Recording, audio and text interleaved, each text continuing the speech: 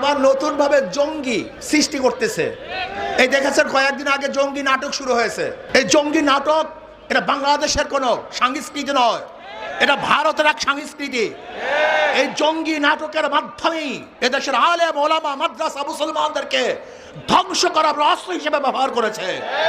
কোনো অবস্থাতেই বিজেপি এদেশ দখল করবে, আমাদের দেশে কর্তৃত্ব করবে, বাংলাদেশে একজন মুসলমান একজন মুমিন জিন্দা থাকতে এই স্বপ্ন পূরণ করতে দেওয়া হবে না ইনশাআল্লাহ। আমাদের স্বাধীন দেশে স্বাধীনভাবে বসবাস করতে চাই। 92% মুসলমানদের দেশে ইসলামের খেলাফ কোনো আইন হবে এটা আমরা চাই না। সাম্প্রদায়িক সম্প্রীতির এই দেশ আমরা চাই না। এখানে হিন্দু মুসলমান খ্রিস্টান বৌদ্ধ কেউ কোনো অবস্থাতে অ্যাসাল্ট হোক, অপমানিত হোক, অপদস্থ হোক, লাঞ্ছিত হোক, তারা ধর্ম পালন করতে পারবে না, এটা আমরা চাই না। জুলাই সনদ বাস্তবায়নের জন্য গণভোট দিয়েছে, সেখানে 70% ভোট পক্ষে পড়েছে। আমরা মনে করি ইসলামের সাথে দেশের সাথে যদি কোনো পয়েন্ট সাংঘর্ষিক না হয় তাহলে অবশ্যই জুলাই সনদকে বাস্তবায়ন করতে হবে। জুলাই বিপ্লব কেন হয়েছিল?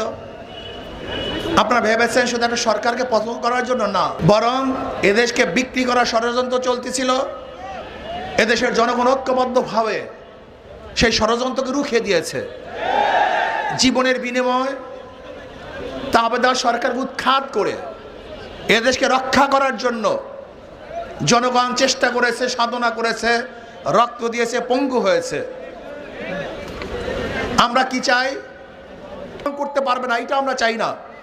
কিন্তু এইটাও আমরা চাই না যে ধর্মের নামে ধর্মকে আড়াল করে সামনে রেখে এদেশকে বিক্রি করার ষড়যন্ত্র করবে, সেটাও আমরা চাই না। আপনারা জানেন বাংলার মানুষ কিন্তু যারা হিন্দু সম্প্রদায় তারা কিন্তু দেবী ভক্ত, রাম ভক্ত না।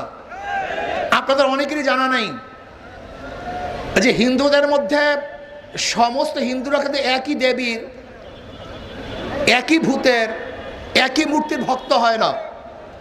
এক এক এলাকায় এক এক ধরনের মূর্তি তারা ভক্ত হয়। যেমন বাংলার মধ্যে সবচেয়ে বেশি দেবী ভক্ত, কিন্তু ইউপির মধ্যে এবং মুদির এলাকায় সেখানে তোরা রামের ভক্ত। বাংলাদেশ হলো দেবী ভক্ত, মুদির গ্রুপ তারা হলো রামের ভক্ত। এখানে দেবী মূর্তি স্থাপন না করে রামের মূর্তি স্থাপন করার কারণটা কি একজন চিন্তা করেছেন? এই চিন্তা কিন্তু অনেকেই করেন নাই।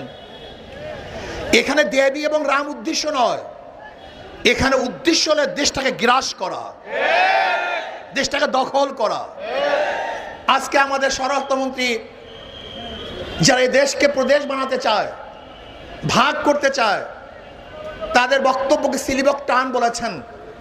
এটা সিলিবক টান হয়ে গেছে, কিন্তু আবার নতুন ভাবে জঙ্গি সৃষ্টি করতেছে। এই দেখেছেন কয়েকদিন আগে জঙ্গি নাটক শুরু হয়েছে। এই জঙ্গি নাটক এটা বাংলাদেশের কোনো সংস্কৃতি নয়, এটা ভারতের এক সংস্কৃতি। এই জঙ্গি নাটকের মাধ্যমেই এদেশের আলেম ওলামা মাদ্রাসা মুসলমানদেরকে ধ্বংস করার অস্ত্র হিসেবে ব্যবহার করেছে। আবার এই সরকার জঙ্গি নাটক শুরু করেছে।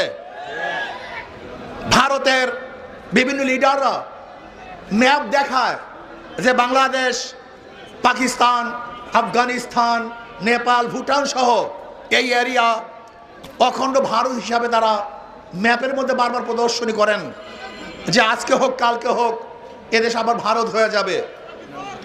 শুভেন্দ্র অধিকারী সে তো আসার পরে ওই দেশটাকে একটা নরকে পরিণত করেছে, খুনের রাষ্ট্র পরিণত করেছে, ধর্ষণের রাষ্ট্র পরিচালনা করেছে। সেখানে মেয়েদেরকে ধর্ষণ করে হত্যা করা হয়েছে।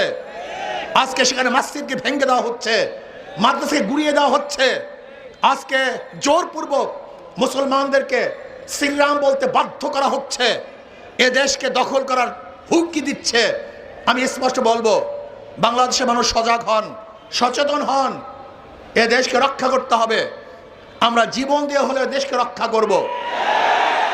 যেরকম জীবন দিয়ে, রক্ত দিয়ে আমরা আধিপত্যের বিরুদ্ধে আন্দোলন করেছি, সংগ্রাম করেছি, প্রয়োজনে আমরা আবারও জীবন দিয়ে দেশকে রক্ষা করবো ইনশাআল্লাহ। আজকে বাংলাদেশ সরকারকে বলবো, বহুত বুক ভরা আশা নিয়ে মানুষ আপনাকে ক্ষমতায় বসিয়েছে, কিন্তু খবরদার, যিনি মানুষের সাথে, জনগণের সাথে প্রতারণা করেন, তামাশা করেন, তার বাংলাদেশের মানুষ 47 রক্ত দিয়েছে, 71 রক্ত দিয়েছে, বারবার রক্ত দিয়েছে, 24 রক্ত দিয়েছে, প্রয়োজন আবারও রক্ত দিয়ে আপনার সমস্ত ধ্বংসাত্মক কার্যক্রম থেকে মানুষ ফিরিয়ে দিবেই দিবে ইনশাআল্লাহ।